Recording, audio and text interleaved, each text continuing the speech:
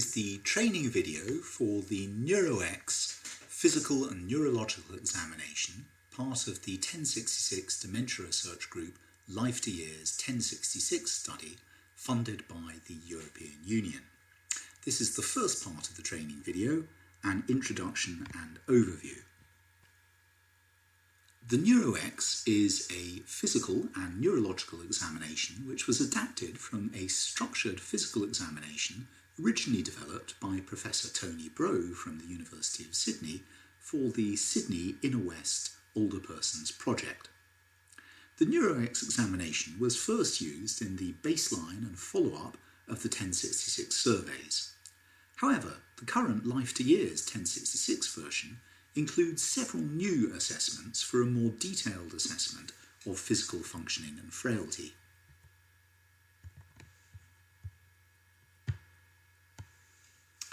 There are 5 parts to the training video for the Neuroex examination.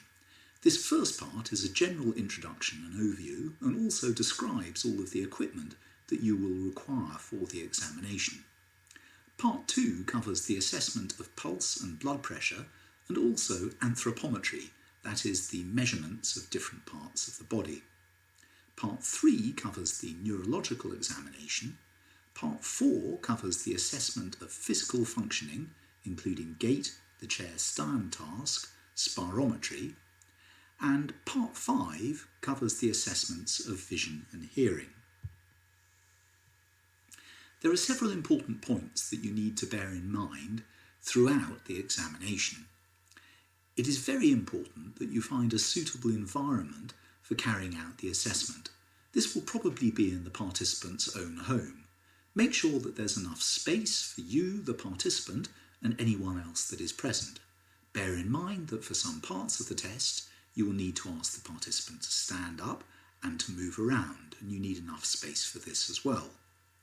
Bear in mind that for the gait speed test, you'll need a distance of 5 metres along which the participant can walk, turn round and return safely. Also bear in mind that for the assessment of visual acuity, you will need to stand 3 metres away from the participant and they will need to be able to see the card that you're holding, so you'll need a brightly lit space. Some of the participants are going to have limited physical functioning and/or limited cognitive functioning or dementia. For those participants with limited mobility or physical functioning, it may be difficult or impossible for them to stand up or to move around. Therefore, it may be that some parts of the test cannot be performed at all, or you may need to carry out some parts of the test with the participant sitting down rather than standing up. Advice is given on this during the training video. For participants with problems with cognitive functioning, they may have difficulty in understanding some of the instructions or carrying out some of the actions. Again, this is referred to in the video. This is one assessment where it may well be useful and important to have a caregiver or family member present while you're carrying out the assessment. This may be particularly important for participants with limited physical functioning or cognitive functioning. The presence of a family member may reassure the older participant and may encourage them to participate in all elements of the testing. 2 final very important points. It is absolutely essential that you put safety first and foremost of everything that you do.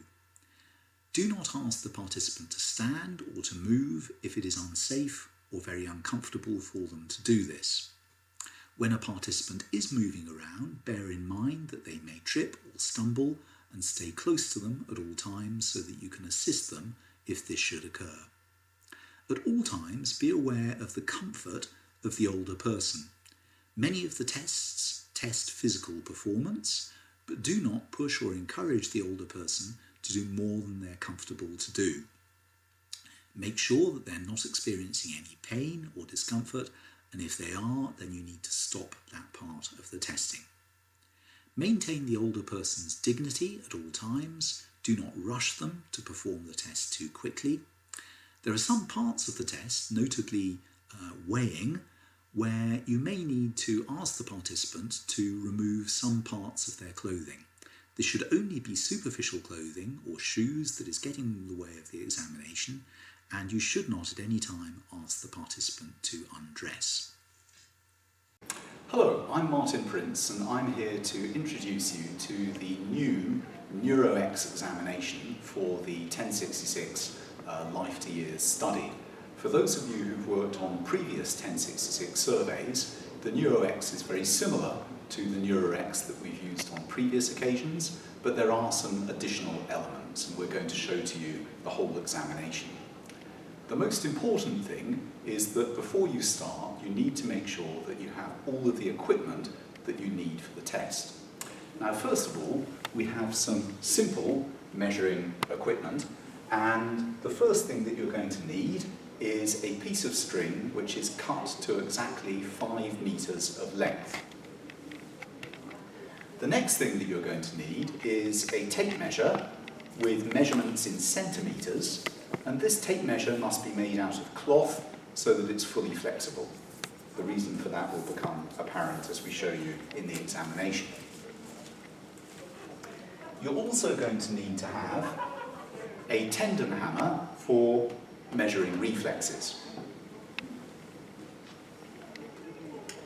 And you will need a visual chart with tumbling ease to measure the visual acuity of the participant. With the visual chart, you'll see some pinholes which the participant looks through to improve their vision. You're going to need to have a stopwatch to measure the time that the participant takes to perform certain activities. And for this purpose, I'm actually going to be using my mobile phone, but you may find it more convenient to actually have a stopwatch that you can use for this purpose, but a mobile phone will work well. Now we come on to the more technical pieces of equipment which you're going to require. And you will need a digital sphygmomanometer which you'll be using to measure blood pressure and pulse. And before you start, there's just a simple piece of assembly that needs to happen.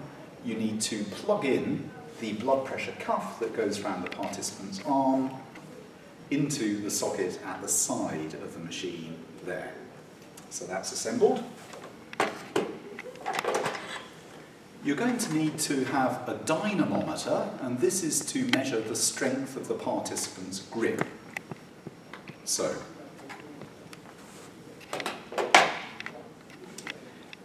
you're going to need to have a spirometer which assesses the volume of air that the participant is able to blow out in 1 second.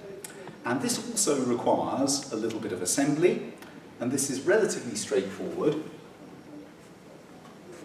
You have an adapter here which goes over the air entry into the spirometer, and then you will have a mouthpiece, and the mouthpiece goes over the adapter like so. Make sure it's all firmly attached so that there's a good seal there for the air.